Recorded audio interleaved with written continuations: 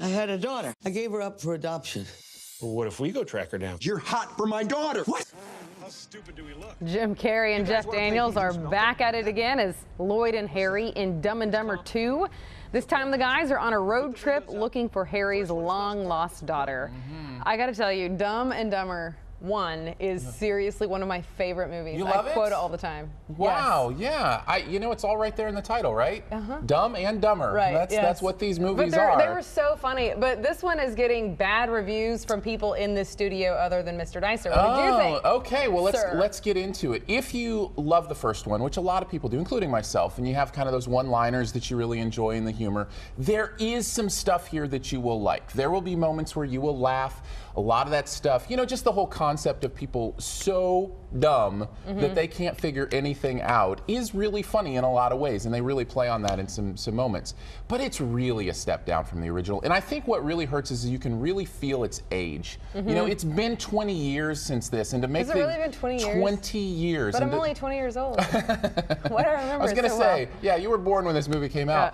But yeah, it's been 20 years, and you can kind of feel that this is a movie, you know, a little out of place. It just feels a little dated in that way, and not a lot of the humor works. Okay, so is it appropriate? Like, is it tacky? Well, that's you part know? of that's part of the humor that I didn't think worked. It is definitely a lot more vulgar and a lot more mean. Like, a lot of the humor is really mean-spirited in this. And I remember in the original feeling like, you know, part of the love of these characters was, sure, they were, you know, dumb, but, you know, they were kind-hearted and, you know, they wanted the best. This doesn't feel quite like that. They really more embrace that full sense of junior high mentality where, like, you know, pushing somebody down is funny and making fun of somebody is funny and that kind of thing, as well as, you know, kind of the vulgarity part of it. See, it's not going to work so for me. It's yeah, not. it's different. They were There's a different feel endearing in to the it. first one. Yes, that's exactly the way to put it. And I don't find that same endearment here for these characters. Okay, so we're getting the hard wrap on this one. Quickly, give us their best, worst, and final grade. Absolutely. Best thing I said, Jim and Jeff. It's so good to see these guys back in these characters. That really was fun to see Jim Carrey and Jeff Daniels re-embrace that. Worst thing, I said out of time. What I mean by it's a movie out of its time. It just feels old and dated. Overall, I gave it a C. Average. All right, movie number 2.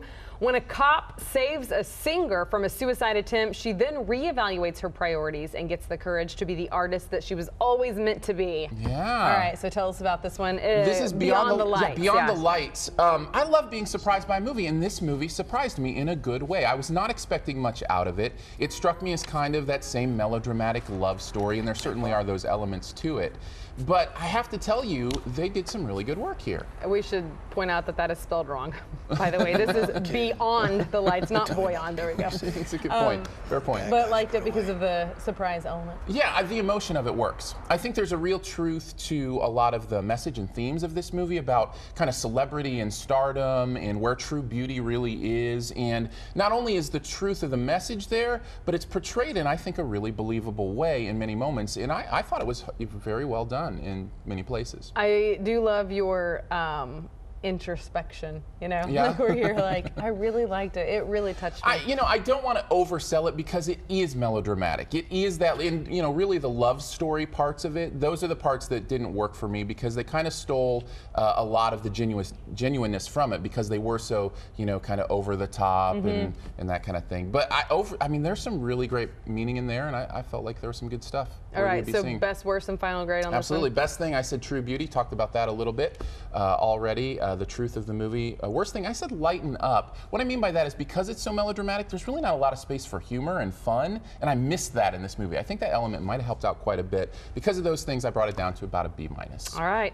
Aaron Dicer, your movie friend, more reviews from him online at KY3.com. Kirk Cameron's Saving Christmas is also out this weekend, and I won't give anything away about it, but the review will be up if you're interested in seeing what that's about. I'm not going to give anything away. You will have to wait and see on that one. Okay, but it's out now. It is out now. Yeah, Kirk Cameron. He was in town last weekend talking about it, actually. So cool. I do want to see that, actually. You know? All right. Thanks, Aaron Dicer. When we come back, Jeremy finishes up the leaf bowl with the cinnamon pine cones. It's a pretty cool project that you don't want to miss. Stick around.